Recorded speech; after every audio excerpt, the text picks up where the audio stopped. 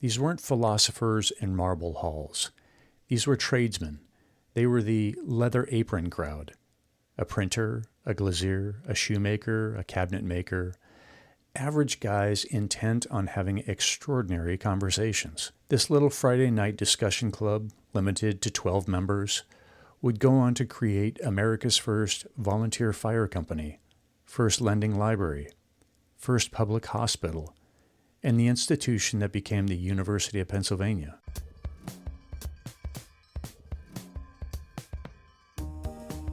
Albert Einstein said, "Don't think about why you question, simply don't stop questioning."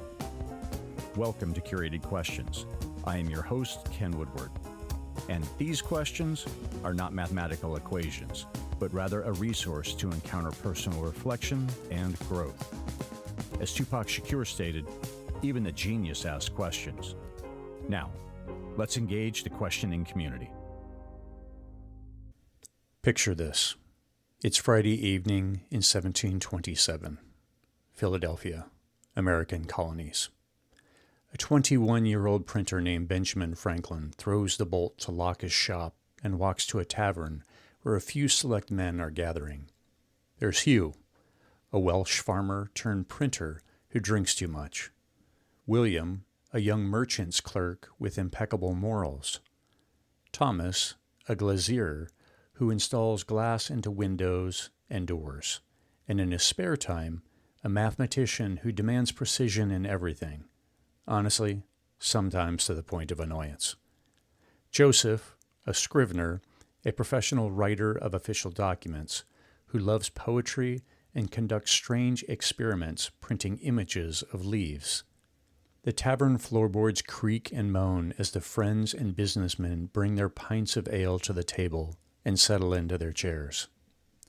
They call themselves the Junto, from the Spanish word meaning together, and they're about to spend their evening asking each other questions. And not just any questions. 24 carefully crafted questions that Franklin had designed. Questions like, have you lately observed any encroachment on the just liberties of the people? And, do you know of any deserving young beginner, lately set up, whom it lies in the power of the Junto to any way encourage? These weren't philosophers in marble halls. These were tradesmen. They were the leather apron crowd. A printer, a glazier, a shoemaker, a cabinet maker. Average guys intent on having extraordinary conversations. While the wealthy elites had enjoyed their salons, working-class men creating institutions that rivaled those at elite universities was unheard of. Here's what's remarkable. This little Friday night discussion club, limited to 12 members, would go on to create America's first volunteer fire company, first lending library, first public hospital, and the institution that became the University of Pennsylvania. Moreover, it would run for 38 years and train a generation of Philadelphia's civic leaders in the art of productive disagreement. Franklin later called it the best school of philosophy, morality, and politics that then existed in the province. Not Harvard, not Yale, a discussion group that started in a tavern.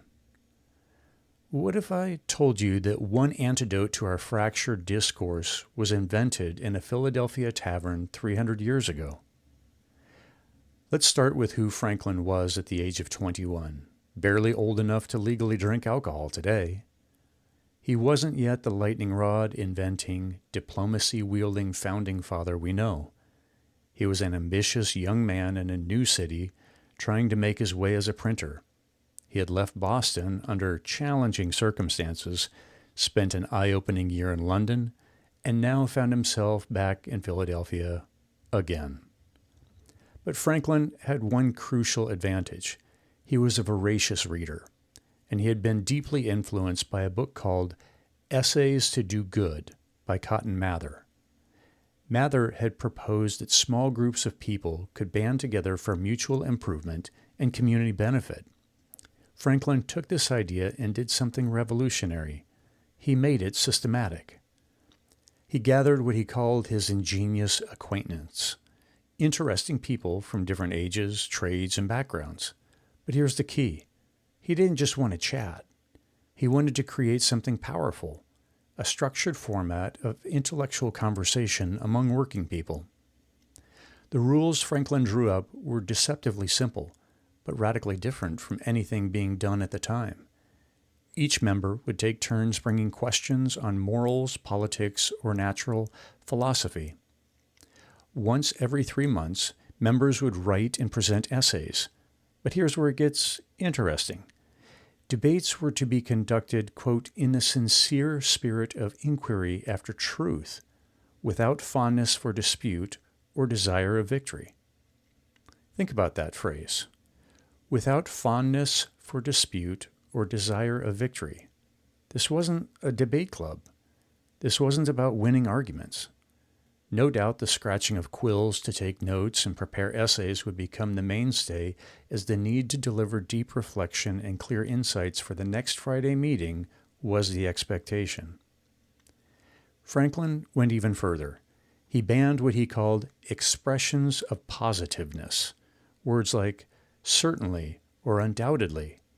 Instead, members had to say things like, I conceive, or it appears to me, or I imagine it to be so. He intentionally rewired how members were allowed to speak to each other. And if you violated those rules, minor financial penalties were charged, and the clink of coins would fill the room. Franklin understood that changing conversational habits requires external enforcement until new habits form. This collaborative intellectual investigation was built on a shared vision and camaraderie that included a playful side. Members recited silly poems, sang songs, played the flute rather drunkenly, and even gave each other nicknames such as Bargos for Franklin. Laughter and banter must have filled the room regularly. But the real genius was in the questions themselves. Franklin created 24 questions that members would work through each meeting. These weren't random conversation starters. They were carefully designed to move from personal development to community observation to civic action. Which brings us to our first question for you that would be presented in the warmth of candlelight reflected across those gathered. Have you met with anything in the author you last read, remarkable or suitable, to be communicated to the Junto? Notice how Franklin starts with individual learning, but immediately asks you to share it with the group. Personal growth in service of collective wisdom. Now, let's dig into those 24 questions, because they reveal something profound about how Franklin was training himself and these other men to think. I've organized them into 4 themes that show a clear progression: personal and intellectual growth, community and social awareness, civic engagement and justice, and mutual support and collaboration. First up, personal and intellectual growth. Questions like, what unhappy effects of intemperance have you lately observed or heard? Of imprudence? Of passion? Or any other vice or folly? And its companion, what happy effects of temperance, of prudence, of moderation, or any other virtue have you observed? Notice what Franklin is doing here. He's not asking for abstract moral philosophy. He's asking for observations, like real examples, evidence from daily life. He's training these men to be systematic observers of human behavior, starting with their own experience. Which leads us to our second theme, community and social awareness. Have you lately heard of any citizens thriving well, and by what means? Have you lately heard how any present rich man, here or elsewhere, got his estate? These questions turn members into intelligence gatherers about their community's economic and social patterns. But notice, Franklin isn't encouraging gossip. He's encouraging systematic observation of what works and what doesn't in their society. Here's a question for you to consider. Do you know of any fellow citizen who has lately done a worthy action, deserving praise and imitation, or who has committed an error proper for us to be warned against and avoid? See what's happening? Franklin is creating a feedback loop that enables the community to learn from both its successes and failures. This is a civic education disguised as conversation. But Franklin doesn't stop at observation. The third theme is civic engagement and justice. Have you lately observed any defect in the laws of your country of which it would be proper to move the legislature an amendment? Have you lately observed any encroachment on the just liberties of the people? Think about this. By virtue of the Junto, Franklin is training artisans and merchants to think like citizens, to observe their government critically, and to take responsibility for political improvement. Remember, this is 1727, 50 years before the Declaration of Independence. And here's one that should make us uncomfortable today. Hath anybody attacked your reputation lately? And what can the Junto do towards securing it? Franklin understood that in a society where reputation matters, protecting each other's good name is essential for civic trust. The group becomes a shield against character assassination. Finally, mutual support and collaboration. Have you any weighty affair in hand in which you think the advice of the Junto may be of service? In what manner can the Junto, or any of them, assist you in any of your honorable designs? These questions institutionalize mutual aid, but notice the word honorable, not just any designs. The group will help you succeed, but only in ventures that serve the common good. What Franklin created was a systemic method for turning individual ambition into collective flourishing, personal development that serves community development. Self-interest is aligned with public interest. This public interest was epitomized when the Junto founded the Library Company of Philadelphia. The predominantly working-class group had minimal access to books and decided to pool their available resources to purchase and borrow books collectively. The Junto became the founding members of the subscription library, providing an opportunity for a broader audience to access knowledge within its pages. Here's a question for you. What benefits have you lately received from any man not present? This one always challenges me. Franklin is teaching gratitude, but also reciprocity. You're keeping track of how others help so you can pay it forward. It's social capitalism, building trust and obligation networks that strengthen the whole community. This practice of tracking mutual benefit resonates deeply with me. Had I been a part of my own Junto over the past several years, it would have been far easier to adopt my new identities and discard the old.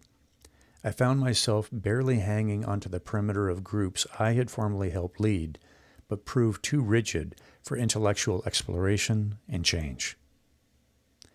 Now, here's where the story gets both inspiring and heartbreaking, because we can actually see what happened when Franklin's system started to break down. In 1757, Franklin left Philadelphia to represent Pennsylvania in London. He had been gone for years, and his close friend, Hugh Roberts, another Junto member, wrote him letters that reveal something crucial about what made the group work. Roberts wrote, "I cannot give any particular account of the old Junto, for I have not been there since thy departure, nor is it agreeable to meet where one must be under a continued restraint, for what I might call reason grounded on freedom would be deemed petulance or a turbulent disposition." Do you hear what happened? Without Franklin's facilitation, the group lost what Roberts called reason grounded on freedom. The conversations became politically constrained. What had once been a collaborative investigation became careful orthodoxy. This tells us something profound. The Junto's magic wasn't just in the questions or the rules. It was in creating a specific cultural container where intellectual risk-taking felt safe. And this points to what we've lost. We've lost relief from the art of intellectual loneliness. We're drowning in information about people, but starving for actual understanding of them. They had to look each other in the eye when they disagreed. We can block, mute, and unfriend. Think about it. We have infinite access to what people think, but almost no practice in how to think together. We know more about our neighbors' political opinions than ever before, but we've lost the ability to explore complex questions with people who disagree with us. Let's be, frank. Modernity offers significant obstacles to prevent us from engaging in a Junto solution. The paradox of choice means that in urban areas I have too many choices to choose from, and therefore I choose none. The fear of vulnerability in our performance culture means there is little room to open up and test ideas and at the edges of new thoughts, without the uncertainty of our early thoughts being exposed on social media. Constant distraction makes it hard to sustain commitment over the long haul and may hinder fulfillment of the promised benefits of long-term relationships. Our Facebook memories remind us of book clubs that fizzled or debate societies that became combative. The Junto solved this through what I call structured curiosity. The questions created a framework for disagreement that built rather than destroyed relationships. Franklin understood something we've forgotten. Good conversation is a skill that requires practice and structure. But here's the crucial insight. Different tools, exact human needs. The Junto members had to create an intellectual community from scratch in a small city.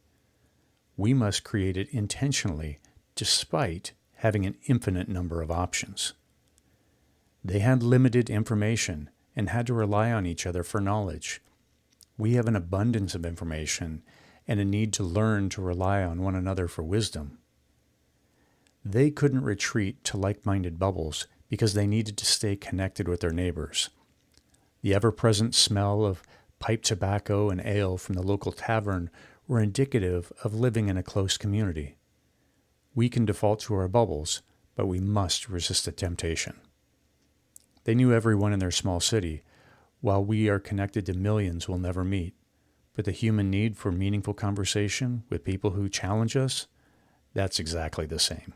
Franklin's questions worked because they were designed around a simple insight. Personal growth and civic engagement require the same conversational skill. You can't become a better person in isolation, and you can't build a better community without better people.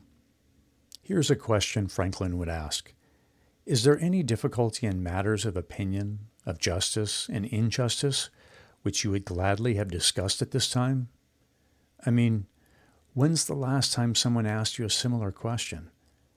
When's the last time you felt safe enough to really explore a moral complexity with people you might disagree with? So, how do we reclaim this lost art? How do we rebuild the capacity for productive disagreement in our polarized world? The beautiful thing about Franklin's invention is that it's completely replicable. You don't need special credentials or institutional support. You just need Franklin's insight. Regular intellectual engagement with a community of questions and others fosters personal and collective connection that we can translate into positive action. Here's what that looks like practically. First, start with the right people. Franklin chose individuals he called ingenious, from diverse backgrounds, not necessarily the most educated, but rather the most curious. People who shared a spirit of inquiry and deep desire to improve themselves, their community, and to help others. Second, commit to the structure. Meet regularly. Franklin chose Friday evenings. Create rules to prioritize inquiry over victory. Ban certainty language. Make it safe to change your mind. Third, use questions that matter. Franklin's questions work because they connect personal development to civic engagement. They assume that working on yourself and working on your community are one and the same project. Here, I've updated some of Franklin's questions to modern language.